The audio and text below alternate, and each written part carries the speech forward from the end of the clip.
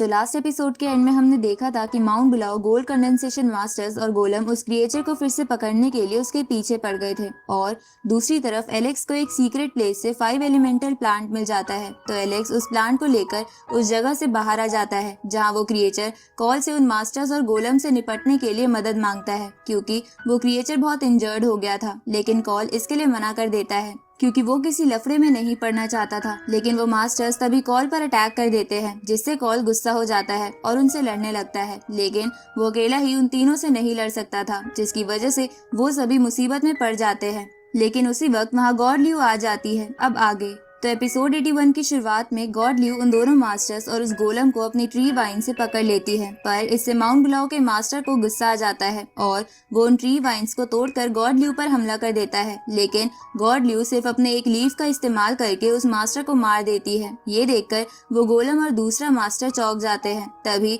God ल्यू उन दोनों को आजाद कर देती है और कॉल उन दोनों से कहता है कि चुपचाप यहाँ से चले जाओ, वरना अगर तुम दोनों भी मर गए तो तुम्हारे सेक्ट की खामखा बदनामी हो जाएगी। ये सुनकर वो दोनों वहाँ से भाग जाते हैं, जिसके बाद वो क्रिएचर गॉड ल्यू से सबको बचाने के लिए थैंक यू बोलता है। उसी वक्त गॉड ल्यू उन सबको उस जगह से कहीं और ले जाती है जहाँ वो क्रिएचर ट्रांसफॉर्म होकर ह्यूमन फॉर्म में आ जाता है। तो एलेक्स अपनी डबल पीपल आई की मदद से उस क्रिएचर को देखता है क्योंकि वो जानना चाहता था कि उस क्रिएचर के पास किस तरह की बॉडी है, पर एलेक्स को डबल पीपल आई से भी इसका पता नहीं चलता। तो कॉल एलेक्स को बताता है आ जाता है। तो एलेक्स अपनी डबल पीपल आई की मदद से उस क्रिएचर को देखता है क्योंकि वो जानना चाहता था कि उस क्रिएचर के पास किस तरह की बॉडी है, पर एलेक्स को डबल पीपल आई से भी इसका पता नहीं चलता। तो कॉल एलेक्स को बताता है कि ये क्रिएचर नेचुरली बड़ा हुआ है जिसकी वजह से इसके पास बहुत ही स्ट्रॉन्ग बॉडी है, पर तुम डबल पीपल आई से इसकी बॉडी के बारे में इसलिए पता नहीं लगा सकते क्योंकि इसने अपने आप को 10 लाख सालों तक कोकून में बंद कर लिया था ताकि ये इनेट स्टेज हासिल कर सके।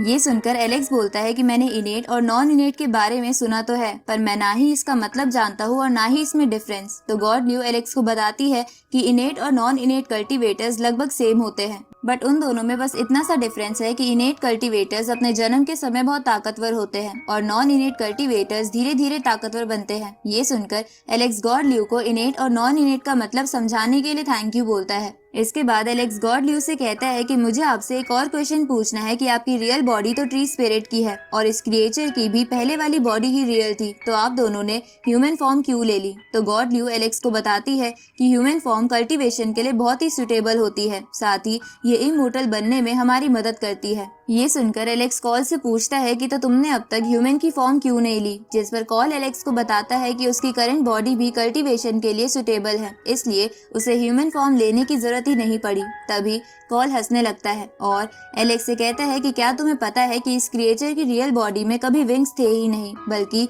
एक गलत टेक्निक इस्तेमाल करने की वजह से इसकी रियल बॉडी में विंग्स आ गए। पर आज इसकी बॉडी का सबसे स्ट्रॉन्गेस्ट अटैक विंग्स अटैक ही है, लेकिन रियल बॉडी में विंग्स आने की वजह से इसे कल्टीवेशन में बहुत प्रॉब्लम होती है। ये सुनकर एलेक्स हैरान हो जाता है। तो वो क्रिएचर अपने विंग्स बाहर निकालकर बोलता है कि भले ही ये विंग्स मेरी ग्रोथ में रुकावट बन रहे हैं, पर इसके बावजूद भी मैं सबसे पावरफुल बनने की कोशिश कभी नहीं छोड़ूंगा। ये सुनकर गॉड ल्यू कहती है कि तुम सही कह रहे हो, क्योंकि असली बाधा वही होती है जो हमारी हार्ड वर्क ना करने की विल पावर को तोड़ दे। इसके बाद कॉल गॉड ल्यू से पूछता है कि क्या आपने ह्यूमन फॉर्म इसलिए ली है क्योंकि आप ब्रेक थ्रू करके किसी को हराना चाहती हो? जिस पर गॉड ल्यू बोलती है कि ऐसा बिल्कुल नहीं है, क्योंकि इस वर्ल्ड में हर वक्त कोई नया ही ताकतवर होता है, इसलिए अगर तुम दूसरों को देखकर अपने कल्टीवेशन पर ध्यान दोगे तो तुम खुद की असली पहचान खो दोगे। उसी समय एलेक्स की सुप्रीम बोन में दर्द होता है। तो गॉड ल्यू से कहती है कि तुम्हारी बोन्स धीरे धीरे तुम्हारी ग्रोथ में एक अड़चन बन जाएंगी, क्योंकि ह्यूमन बोन्स बहुत ही कमजोर होती है और वो ज्यादा लोड नहीं झेल सकती है। ये सुनकर कॉल गॉड ल्यू से कहता है कि क्या आप एलेक्स को ये कह रही हो कि ये अपनी बॉडी से सुप्रीम बोन के साथ साथ सारी हड्डियां निकाल कर फेंक दे? तभी वो क्रिएचर कॉल से बोलता है कि गॉड ल्यू के कहने का ये मतलब बिल्कुल भी नहीं था, बल्कि वो तो ये कहना चाहती हैं कि एलेक्स को अपनी बोन्स पर भी ध्यान देना होगा, क्योंकि इससे उसे ब्रेक थ्रू करने में बहुत आसानी हो सकती है। तभी गॉड ल्यू एलेक्स से बोलती है कि इस कल्टीवेशन वर्ल्ड में कोई भी रास्ता सही रास्ता नहीं होता, सही रास्ता वही होता है जिसे तुम खुद बनाते हो। ये सुनकर एलेक्स सब कुछ समझ जाता है। तभी वहाँ एक और प्रिमोडियल वर्ल्ड का पोर्टल ओपन हो जाता है। अब मैं यहाँ आपको बता दूं कि एलेक्स और बाकी सब पहले से ही एक प्रिमोडियल वर्ल्ड में है और ये पोर्टल किसी दूसरे प्रिमोडियल वर्ल्ड का है। अब उस पोर्टल को देखकर वो क्रिएचर कहता है कि प्रिमोडियल वर्ल्ड के अंदर का प्रिमोडियल पोर्टल बहुत ही खतरनाक होता है, क्योंकि एंशिएंट टाइम्स में ऐसे ही एक पोर्टल की वजह से बहुत सारे गॉड्स आपस में लड़ने लग गए थे। तभी गॉड ल्यू कुछ सोचने लगती है, जिन्हें देखकर कॉल उनसे पूछता है कि कहीं आप इस पोर्टल में तो जाने का नहीं सोच रही, जिस पे गॉड ल्यू हाँ करती है। तो एलेक्स गॉड ल्यू से कहता है कि आपको इतनी जल्दबाजी नहीं करनी चाहिए, क्योंकि ये बहुत ही खौफनाक हो सकता है। ये सुनकर गॉड ल्यू एलेक्स से बोलती है कि तुम मेरी चिंता मत करो, मुझे कुछ नहीं होगा, इसलिए तुम बस अपनी ट्रेनिंग पर ध्यान दो। अब गॉड ल्यू उन सबको अलविदा कहकर पोर्टल की तरफ चली जाती है, जहां उन्हें जाता देख एलेक्स उन्हें अपना ध्यान रखने को कहता है। आगे वो क्रिएचर कॉल से कहता है कि मैं भी इस पोर्टल में जाने की सोच रहा हूँ, ताकि मैं इस पोर्टल के अंदर के ट्रेजर से और पावरफुल बन जाऊँ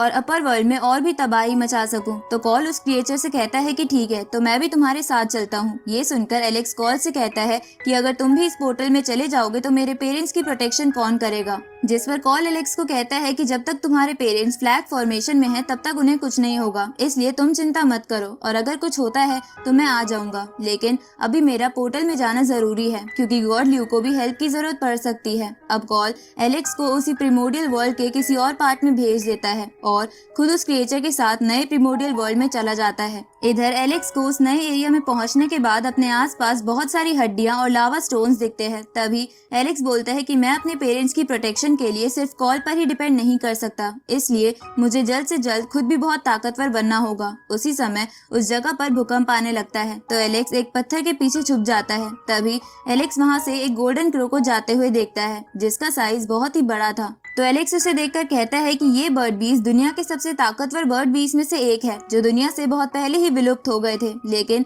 लगता है कि प्रिमोडियल वर्ल्ड में अब भी गोल्डन क्रो जैसे ताकतवर बीस्ट जिंदा है। इस तरफ हम उसी प्रिमोडियल वर्ल्ड की जिन्वू एंशिएंट सिटी में काई, साशा और एडेन को देखते हैं, जिनके ऊपर कई सारे फायर क्रोज हमला कर रहे थे। साथ ही उन तीनों के साथ यहाँ पर उनके दोस्त भी थे, जिनका नाम युन, की और चुन था, जो 5th लेवल ऑफ कल्टीवेशन यानी फॉर्मेशन गैदरिंग लेवल पर थे। अब वो सभी उन क्रो से लड़ने लगते हैं, जहाँ साशा अपनी ड्रैगन स्पिरिट का इस्तेमाल करती है, साथ ही चुन अपनी स्पिरिट वाइन्स का। लेकिन वो लोग फिर भी उन फायर क्रोज से छुटकारा नहीं पा रहे थे, क्योंकि उन क्रोज की संख्या बढ़ती ही जा रही थी। तो एडेन की से बोलता है कि मुझे याद है कि तुम बहुत सारे ट्रेजर्स यहाँ लाए थे, तो जल्दी से उनका इस्तेमाल करके इन क्रोज को खत्म कर दो। पर की के पास कोई भी काम का ट्रेजर नहीं था। तो यून उसे सुनाते हुए कहता है कि तेरे लिक्विड फायर ट्रेजर के लिए हम यहाँ आए तो, लेकिन अब हम इन क्रोज के बीच फंस गए हैं और तेरे पास कोई ढंग का वेपन भी नहीं है जिनसे तू इन क्रोज को मार सके। ये सुनकर की उसे बोलता है कि अगर तुम खुद को इतने ही काबिल समझते हो तो खुद इन क्रोज को क्यों नहीं मार देते। इधर काई अपने स्पिरिट विंग्स की मदद से उन क्रोज को पकड़ने की कोशिश करती है, लेकिन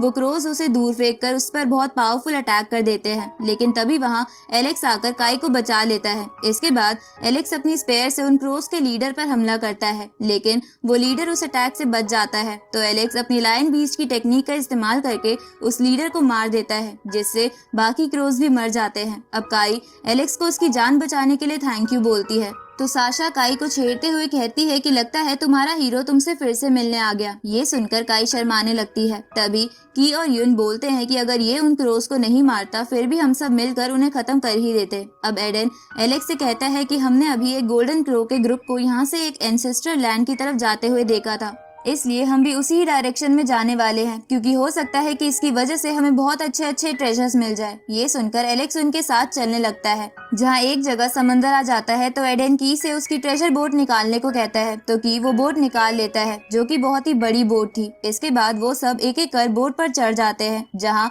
एडेन एलेक्स को भी बोट पर आने को कहता है, क्योंकि वो नहीं चाहता था कि जब उन्हें ट्रेजर मिले तो एलेक्स जैसा स्ट्रॉन्ग कल्टीवेटर उनसे सारे ट्रेजर छीनने की कोशिश करे। साथ ही एलेक्स भी एडेन और बाकी सबका साथ देने के लिए मान जाता है, क्योंकि एलेक्स को इस जगह के बारे में कुछ भी नहीं पता था। अब वो सभी बोट में बैठकर बहुत आगे तक चले जाते हैं, पर तभी हम इस तरफ कुछ खतरनाक स्केलेटन्स को नींद से जागते हुए देखते हैं, और इसी के साथ ये पार्ट यहीं खत्म होता है।